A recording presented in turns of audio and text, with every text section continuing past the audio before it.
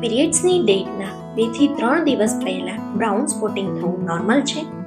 No, it can be a sign of low progesterone. Progesterone ખાસ કરીને reproductive એજની સ્ત્રીઓમાં માસિક ચક્રને નિયંત્રિત કરવામાં અને અર્લી પ્રેગ્નન્સીને સપોર્ટ કરવામાં ઇમ્પોર્ટન્ટ રોલ છે, જેના કારણે ઇરેગ્યુલર પીરિયડ્સ, શોર્ટ લ્યુટેલ ફેઝ એટલે માસિકનો સમયગાળો શોર્ટ થવો, પ્રેગ્નન્સી રહેવામાં નિષ્ફળતા, અર્લી પ્રેગ્નન્સી ફેલિયર કે વારંવાર મિસકેરેજ થવાનું કારણ બની શકે છે.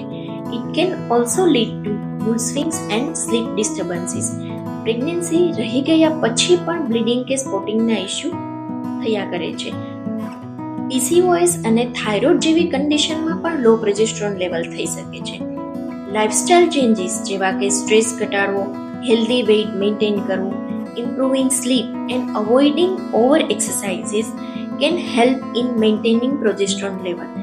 આવી કન્ડિશનમાં પ્રેગ્નન્સી કે ઇન્ફર્ટિલિટીની ટ્રીટમેન્ટમાં પ્રોજેસ્ટ્રોન પિલ્સ કે ઇન્જેક્શન ખૂબ જ હેલ્પફુલ થાય છે.